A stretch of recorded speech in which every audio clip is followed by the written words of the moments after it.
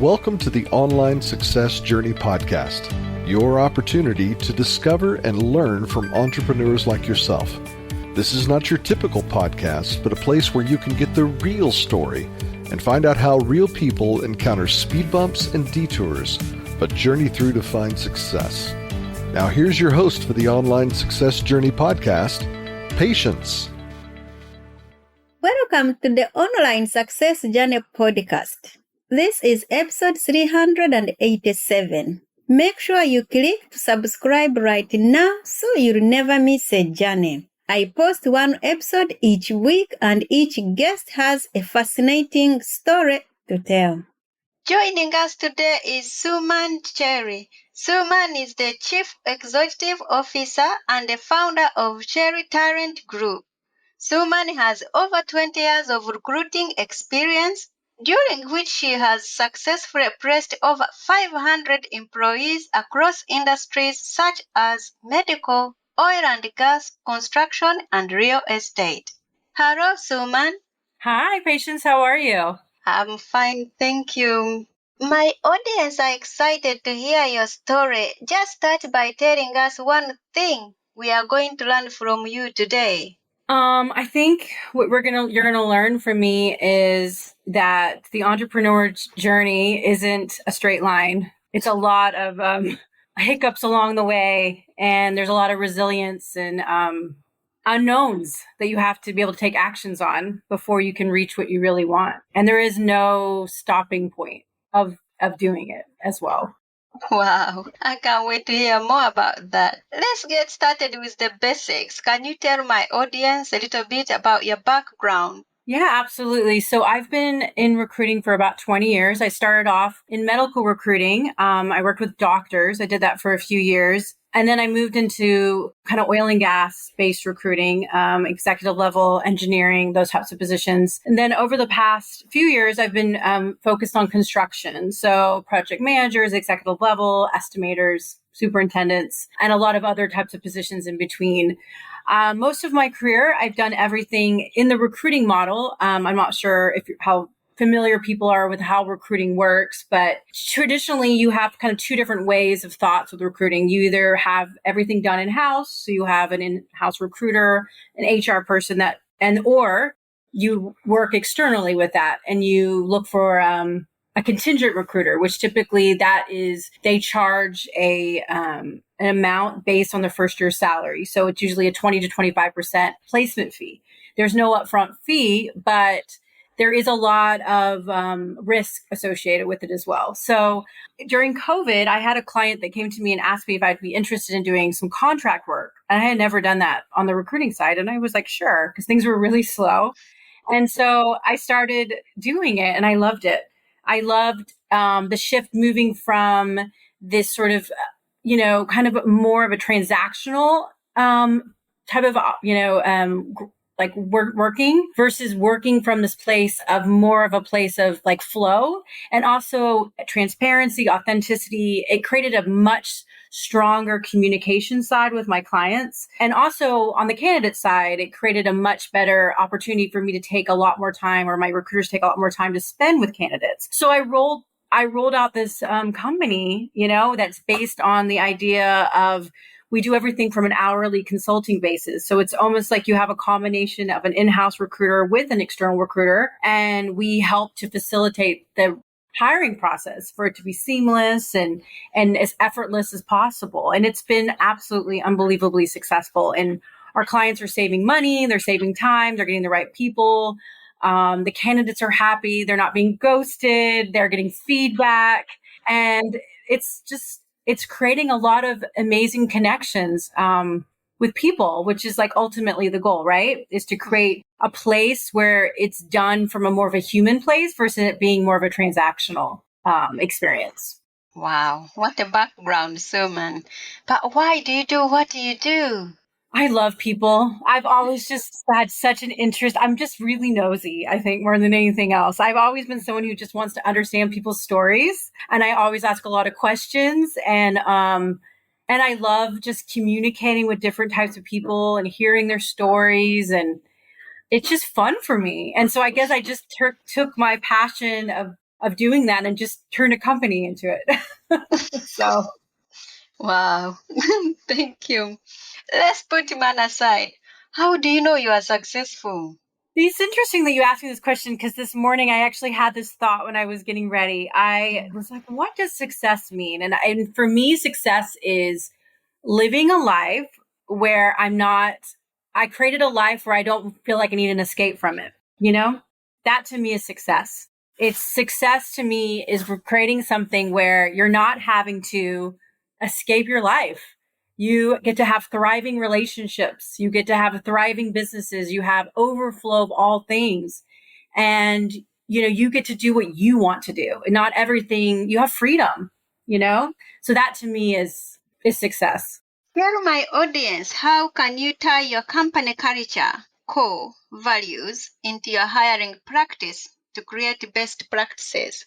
So I think the most important piece about core values are, first of all, you need to have core values as an organization. That's number one. Like that needs to be the foundation of the organization. Number two, it can't just be a piece of paper on the wall and it's like, oh, these are our core values and this is what's on our website. No, the leadership has to live those core values. It has to, the leaders have to live that in their day-to-day life. And that will spread out to the people at the organization. Decisions have to be made from those core values. How we treat others has to be from that place. How the growth looks, all those things have to be in alignment with what we carry ourselves and our values. Have you found any companies that don't really have these core values?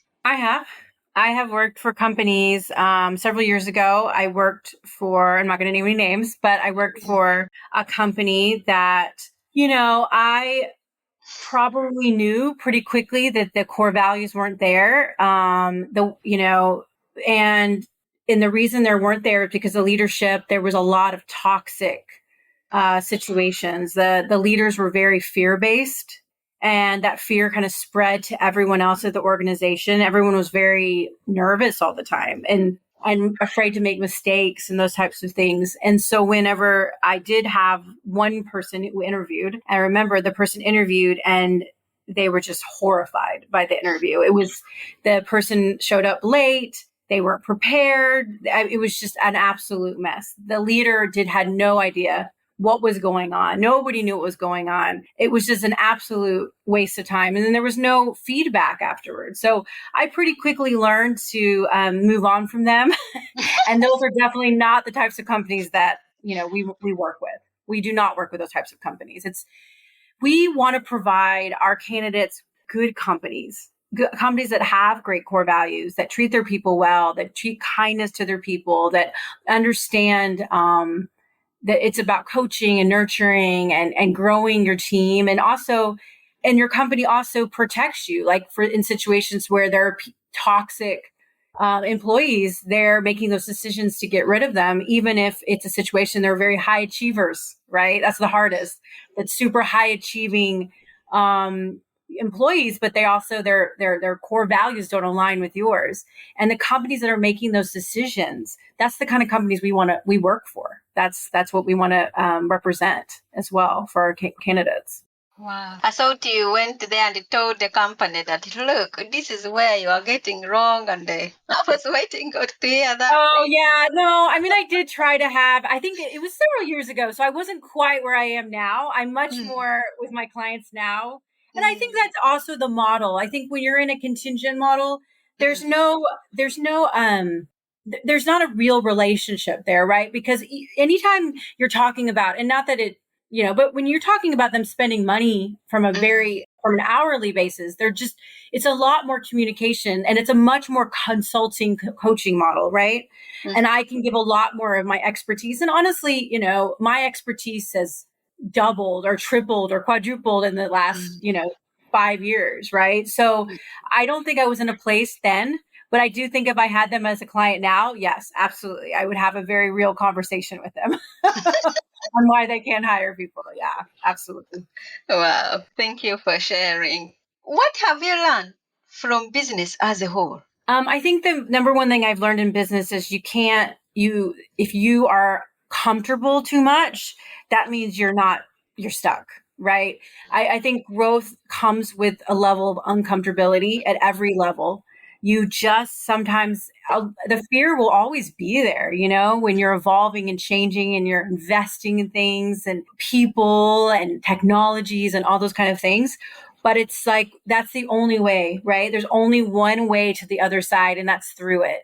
And if you're not having some risk, and you're not making investments in your company, hiring people, getting the technologies, letting people go that aren't the right matches or whatever it looks like for you.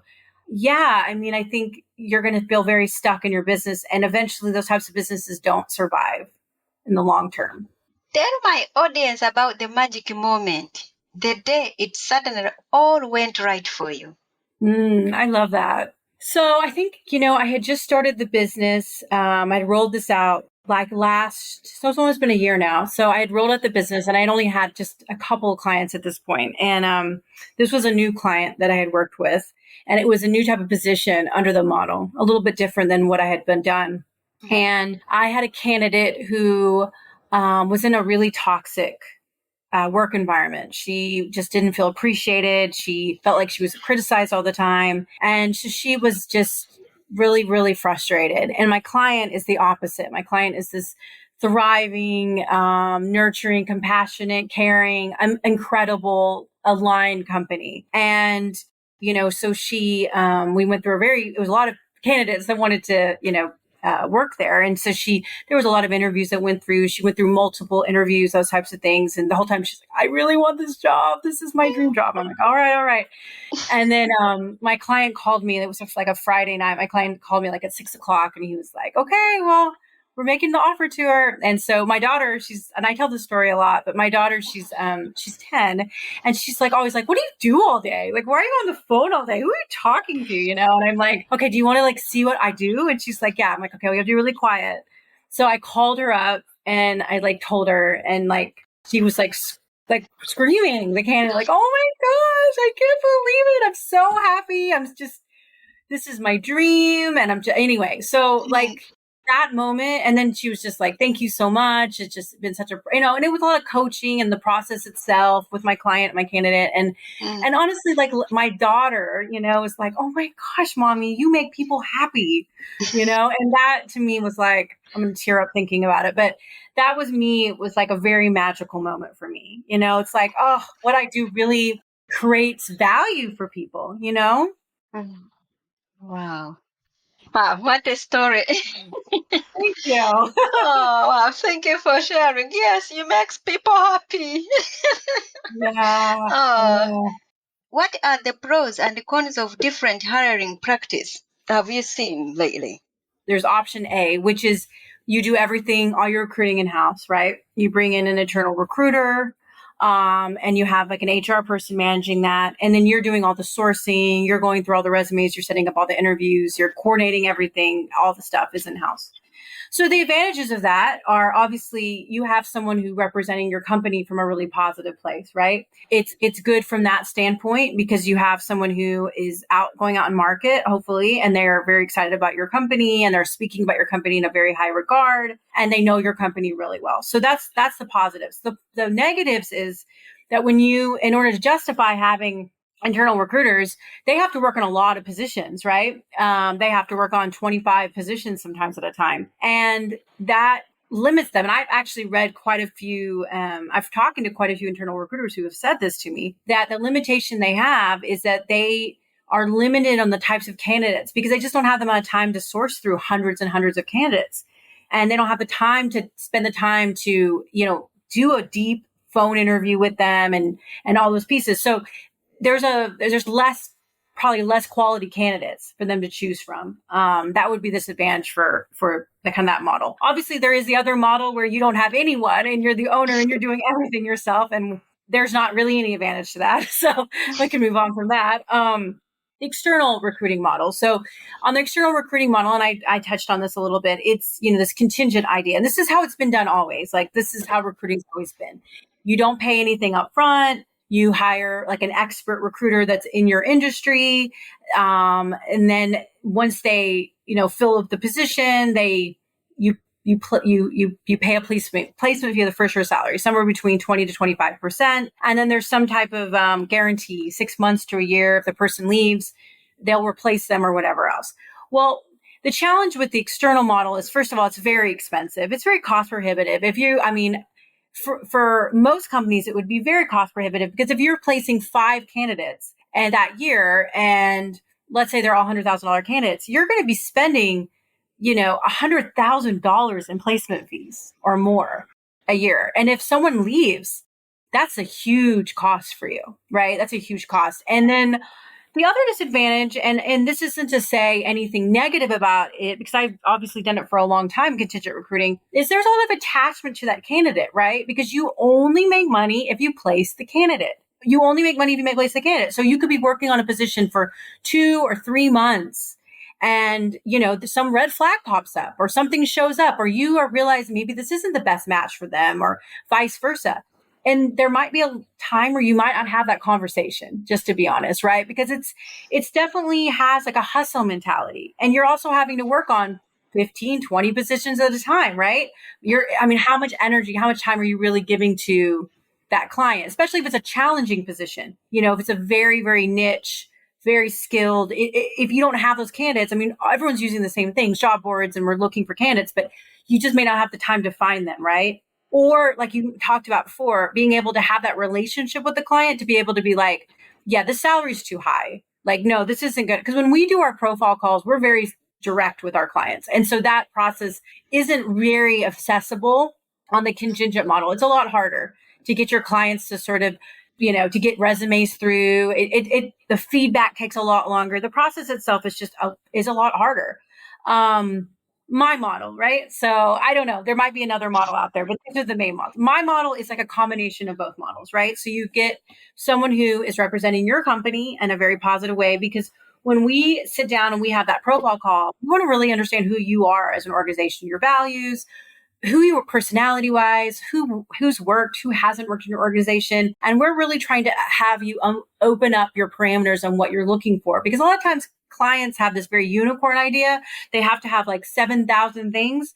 And it's like, do they really need all those things? Or is it like 5 or 10 essential pieces? The rest can be coached. But the thing is, what we can't coach on is values. We can't coach on personality. We can't coach on someone who takes responsibility, doesn't take responsibility, right? We can't coach on people who are emotionally reactive. It just doesn't work that way. So that's where we're evaluating that as well. The other piece is we just cost less money. Like we're significantly less expensive. You're getting so much value from us because we're creating that job description for you. We're branding the position for you. We're talking to other people about it. We're also using all the same ways that recruiters are doing it too. It's not like it's the same places, right? And we have more time to do a lot more deeper digs. And when we're talking to candidates, we're taking a lot more time to talk to them. We're not just have a checkbox of like, okay, do you have this skill? Do you have this skill? Like a robot, right? We're actually taking the time to understand who they are as people. Like, is this a really good match for you? Because ultimately our goal is not necessarily to place the position. Yes, we want to place it. It's to give you great options, right? Even if it's not our candidate, at least we're giving you really good, viable options. So I had someone tell me before, like the difference is I don't want to have to choose the best out of a bad bunch. I want to choose the best out of a really good bunch. And that's what we give our clients. So that was a long answer. So sorry about that. Wow. No, thank you for sharing. Where do you see this going from now as the IA is coming in as well? Where do you see your company heading to?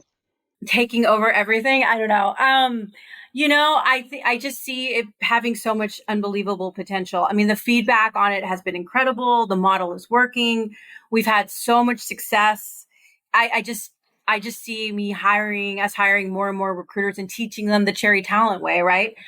Teaching them the way of transparency and authenticity and constant communication and accountability, and that's where I see it. I see it moving into maybe I'd love to get into helping companies with onboarding, because I feel like that's a weak area for companies as well. Like, what happens when we bring on that candidate, right? The onboarding piece needs to be there and continuously the leadership. I'd love to get into leadership coaching or interview coaching, those types of things, bring that into the firm.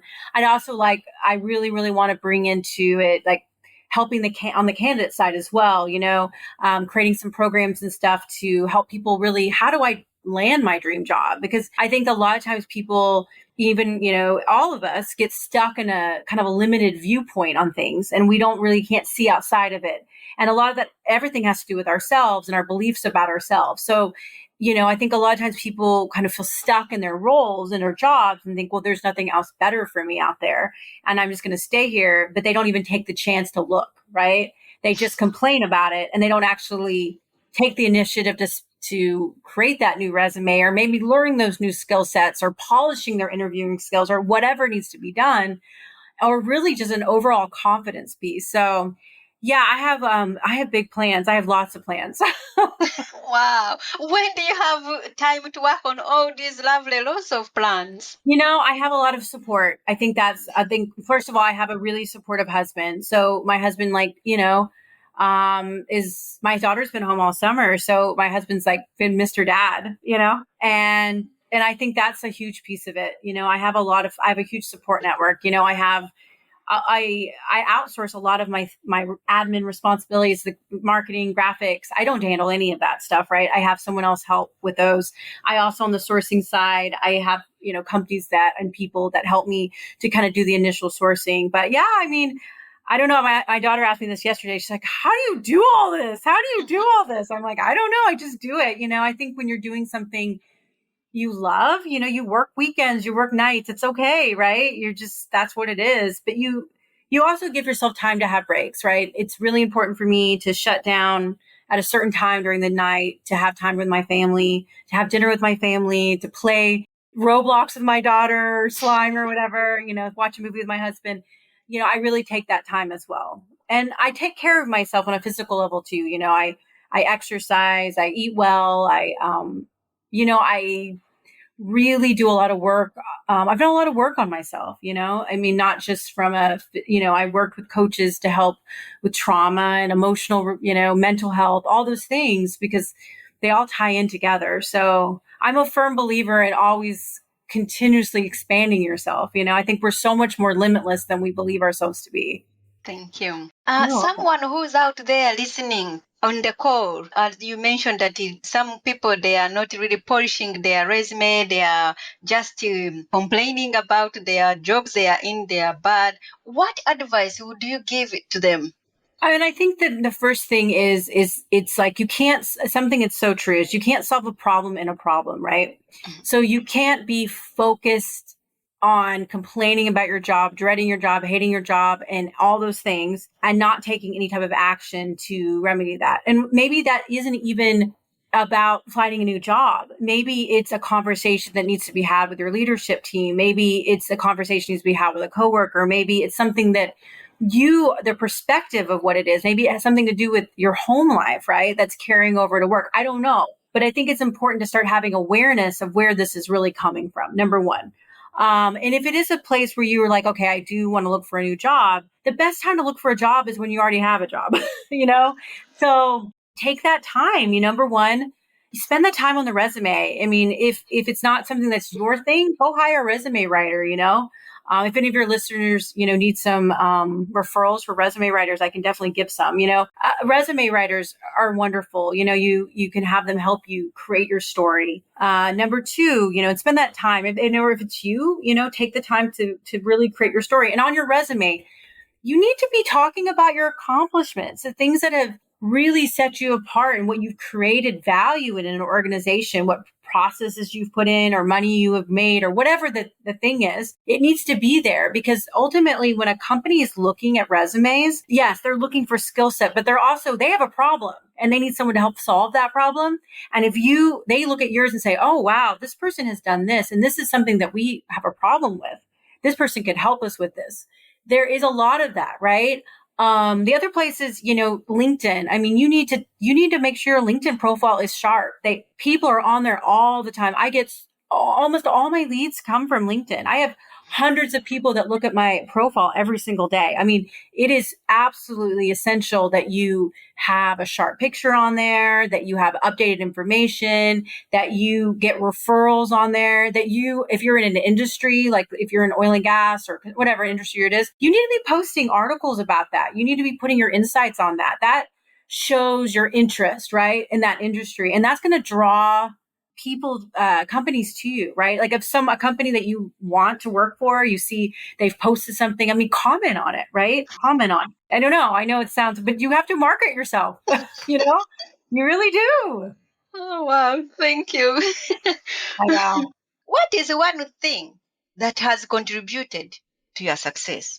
I think more than anything, what is, is I started taking full responsibility for my life. I realized that everything is a reflection of myself. So, anything in my life that isn't working or I'm feeling stuck in or whatever it is, I realize it's, if I don't take the responsibility of it, then I'm giving that power away to something outside of me. So by me taking responsibility, it gives me choice and I can choose something different. That's really the thing that contributed most to my success or where I am now. In your business, do you have a mentor or a coach? I do. I work with a coach. I've worked with her for a long time. She's I'm a little woo, so I'm a little spiritual based. So she's a business spiritual coach. We do a lot of work with energetics and business and, and I've been working with coaches off and on for the last 5 years, different types of coaches, business coaches, emotional coaches, trauma coaches, mindset coaches, you name it. I've gone on retreats and I absolutely hands down believe that everyone should work with a coach. Absolutely. Wow. Thank you. What is the most valuable thing your coaches has told you? You have to do it before you're ready. You have to take the action. You have to do it when the fear is present. You can't let fear overrun that. There is only one way to the other side, and it's through it. And it's only you that can choose it. Let's talk about your business. Tell us more about it and how can we join you? Well, I think I have monopolized this conversation and talked about it a lot, but it's a different way of hiring, right? If you are a company and you need help finding the right people and you're not sure where to go and you've used contingent recruiters, didn't work, or maybe it's not an avenue you want to go to and you need someone to help streamline the process, someone who's going to be a partner for you, someone you can trust, someone that, can have communication and isn't going to rob you of all your money and, save you money and also going to give you a lot of value. That's who we are. You can get in touch with me on my website, cherrytalentgroup.com. There's a submission form on there. So you can definitely, if you're interested. Also, my LinkedIn page is chocked full of everything about me. And it's just Suman Cherry, and you can learn more about us and those types of things. But our website is a good resource as well. It has referrals and it kind of walks through the process. But honestly, like if you're really interested, I can walk you through step by step because I know it pretty well at this point. Thank you. There will be more from Suman in a moment. If you are encouraged by Suman's journey, please go to my website at onlinesuccessjourney.com, where you will find more amazing free content. Are you struggling to achieve one or more of your major goals? Do things like fear, confusion, and overwhelm get in the way? Then maybe I can help.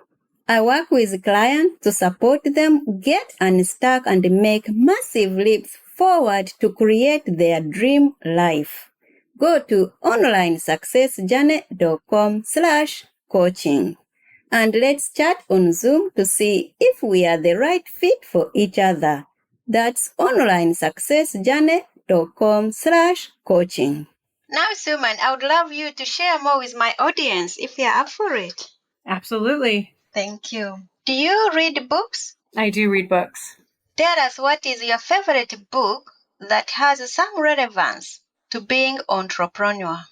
Oh, let me think. It's a book all about the upper limit. Another book that's really good is The Tipping Point. That's a really good book. The book is all about, it's a business coach who's worked with some of the most incredible people, right? He's coached like Bill Gates and all these, he's a business coach. And something that he is preaching or talking about in the book is that all of us have this this threshold, right? We all reach this kind of threshold with ourselves. It's almost a comfort level. And we might feel like, oh my gosh, we're so thriving. But actually there's an even higher limit for all of us, right? There's an even higher place. And that is all about, a lot of it's mindset, and a lot of it is all about taking chances and being uncomfortable and getting comfortable with our emotions. I mean, it's all about like our mental, emotional health. If your business was down to its last $100, how would you invest it? Ooh, that's a good question, right? If I was down to $100, how would I guess I would probably spend it on business development, on just talking to people in business development. I think that, or I would spend it on, looking for great candidates that I could market to another company. Yeah, I think that's what I would do. If you had a little note in your handbag, what would that be? Just do it. Do you feel like you succeeded or like you're only on the way? I mean, I feel like at this point, I feel very successful in my life, but I think this is just the beginning. I like I said, I feel like we're all very unlimited as humans. So I don't know what this is going to take me to, but I definitely am. I feel like I'm on the path of thriving, right? For sure. Will you ever stop? I don't know. I mean, I don't plan on it, but I mean, no, let's just go with no. I don't know, expansion and growth. And I feel like the business is it's a vehicle for me to expand and grow as a person as well. Right. So no, I don't see that. Maybe it's another business. I have no idea, but yeah, I always want to be growing and expanding for sure. As we come to the end of our interview, what additional wisdom would you like to share with our listeners? I think it's really important because there's so much. I think when you are an entrepreneur, or you are whatever, you want a business or whatever it is, or you have a business, it's easy to get caught in this comparison place, right? You see people and you say, oh my gosh, how are they there? How are they? Well, they might be at level like D or E or F or G, and you're still at level A. So you have to go through the steps, right? You can't jump from A to Z. As Miley Cyrus says, right, in that song, it's the climb, it's the climb, That's where the growth comes from. That's where the clarity comes from. The knowledge comes from. It's from the failures come from. But those failures, mistakes are what leads you to more understanding, right? About what to do. So you need the climb. And so, and comparing another person's story or where they are, instead of looking at it from a place of comparison, it's more, you should see it from a place of, wow, they did it, I can too. And I think that's a very important piece in anything in life. Thank you. Remind us how we can connect with you once more. Well, you can go on my website, cherrytalentgroup.com, or you can, get on LinkedIn. I'm all over the place, Suman Cherry, and you can find me there. Suman, it's been great to have you here to share your online success journey with us. Thank you so much. I really appreciate you having me on the show today. You are welcome. Remember, success is a journey. Don't wait. Let's start the journey. Patience and Suman. This is not the end of the journey. We hope you've enjoyed listening to Patience and her guest and want you to know that there are hundreds of episodes available at onlinesuccessjourney.com. Patience would like to thank you for listening to the podcast, and she has a free gift for you on her website, including an audio compilation of her guests' best tips, uplifting stories, and even a bit of fun. Additionally, there are special clips of over 250 episodes that have never aired on the podcast and are only available to members of the Online Success Journey. Check the website and click on Join Now to get free and instant access. Of course, you know that listening to the journeys of others helps us each chart our own path. So make sure you're subscribed on the favorite platform you have to be notified as each new interview is posted. There are so many ways to stay connected to the Online Success Journey and listen in. And if you're enjoying the podcast, we appreciate your help in telling others. One of the best ways to share the benefit you get is to rate and review the podcast at Apple Podcasts and other sites. We appreciate your help and your willingness to share the journey. One last thing. If you're feeling a bit lost or overwhelmed on your own journey, Patience can help. Check out our coaching sessions on how to set goals and double your productivity while you're at the website. Working with Patience is a great way to get back on the right path. On behalf of Patience, and until next time, thanks once more for listening. It is our hope that this podcast will guide you on your own online success journey.